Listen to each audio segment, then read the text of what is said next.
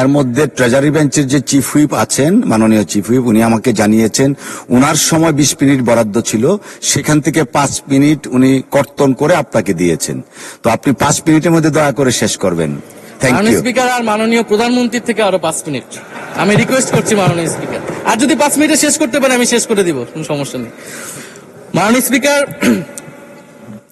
ফলে আমরা দুর্নীতির কথা বলা হচ্ছে, 16 বছরে আওয়ামী লীগের যে দুর্নীতি, সেই দুর্নীতি থেকেও বড় হয়ে গেছে অন্তর্বর্তী সরকারের সময় ছাত্র সমন্বয়করা কি দুর্নীতি করেছে। মাননীয় স্পিকার, ছাত্র সমন্বয়করা খুবই খারাপ।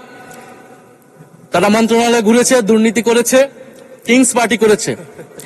তো মাননীয় স্পিকার, গত আওয়ামী লীগের আমলে 16 বছরের দুর্নীতির বিচার ওনারা কিভাবে করবেন সেইটা মাননীয় স্পিকার ওনাদের বলা উচিত জনগণের সামনে। এবং আরো ভালো হয় যদি 2001 থেকে 6 সাল পর্যন্ত মাননীয় স্পিকার যে দুর্নীতির অভিযোগগুলো এসেছিল সেটারও একটা স্বচ্ছ তদন্ত মাননীয় স্পিকারের বর্তমান সরকার করে। দুর্নীতি কেউ না কেউ তো করেছে, কারা করেছে তাদের নাম বাংলাদেশের জনগণের সামনে উন্মুক্ত করা হোক। কারণ সেটার জন্যই তাদেরকে ভোগান্তি পোহাতে হয়েছে 1/11 ষড়যন্ত্রের মাধ্যমে। বর্তমান প্রধানমন্ত্রী, তাকেও কিন্তু দুর্নীতির মিথ্যা অভিযোগ দিয়ে মাননীয় স্পিকার তার বিরুদ্ধে মামলা করা হয়েছিল। মাননীয় স্পিকার, মাননীয় স্বরাষ্ট্রমন্ত্রীর দৃষ্টি আকর্ষণ করছে, একটু আইন শৃঙ্খলা নিয়ে কথা বলি। 2 মাসে বিএনপির হাতে খুন হয়েছে 31 জন, ধর্ষণের ঘটনা ঘটেছে 14টি, বিএনপির চাঁদাবাজির খবর এসেছে 83টি, হামলার ঘটনা এসেছে 154টি। এর একটিতে সরকার কার্যকর কোনো ব্যবস্থা গ্রহণ করেনি। মাননীয় স্পিকার, শাহবাগ থানার সামনে ঢাকা বিশ্ববিদ্যালয়ের সাংবাদিক সমিতির কয়েকজন সদস্যকে বেধড়ক মারধর করেছে ছাত্র দলের নেতাকর্মীরা, এবং এটার এখনো কোনো মামলা নেয়নি। মাননীয় স্বরাষ্ট্রমন্ত্রী যদি জানান এই মামলাটা কেন নেওয়া হচ্ছে না। থানার ভিতর প্রবেশ করে ওসির রুমে ডাকসুর 2 জন নির্বাচিত প্রতিনিধিদের উপর হামলা করা হয়েছে।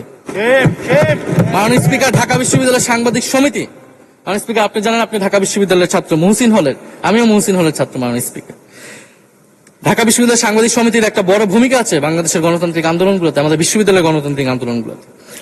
মাননীয় স্পিকার, মাজার হামলা নিয়ে কিছু কথা বলতে চাই। এই সরকারের আমলে আমরা দেখলাম যে কুষ্টিয়ায় মাজারে হামলা করে একজনকে হত্যা করা হয়েছে। মাননীয় স্পিকার, আমরা নিন্দা এবং প্রতিবাদ জানাই। আমরা কোনো ধর্মীয় বিতর্কে ঢুকবো না, সেটা নিয়ে আমাদের আলেম ওলামাগণ ব্যাখ্যা করবেন, কিন্তু আমরা রুল অফ ল নিয়ে কথা বলতে চাই। মাননীয় স্পিকার, এই ধরনের ঘটনা কোনোভাবেই গ্রহণযোগ্য হতে পারে না, এবং অন্তর্বর্তী সরকারের সময় এই ধরনের ঘটনা অনেক ঘটেছে, আমরা তারও নিন্দা জানাই, এবং সকল ঘটনার তদন্ত এবং বিচার হওয়া উচিত মাননীয় স্পিকার এই সময়ের মধ্যে। মাননীয় স্পিকার, জঙ্গিবাদ নিয়ে নতুন করে কথা আসছে, সরকারের প্রতি অনুরোধ থাকবে আপনারা একটু সমন্বয় করে বক্তব্য দিন। স্বরাষ্ট্রমন্ত্রী বলছেন জঙ্গিবাদ নেই, আবার মাননীয় প্রধানমন্ত্রীর উপদেষ্টা বলছেন জঙ্গিবাদ আছে, জঙ্গি আছে।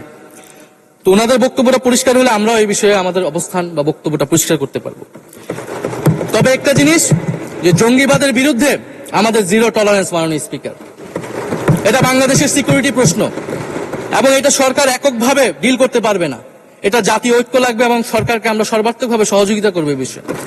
তবে বিগত আমলের মতো এবং ওয়ারেন্ট টেররের প্রজেক্ট হিসেবে যাতে বাংলাদেশে কোনো জঙ্গিবাদের নাটক না হয় মাননীয় স্পিকার, এটাও আমাদের মাথায় রাখবে। মাননীয় স্পিকার, আমাদের দেশের প্রধান একটা জনগোষ্ঠী হচ্ছে কৃষক, আমরা সবাই কৃষক পরিবারের সন্তান।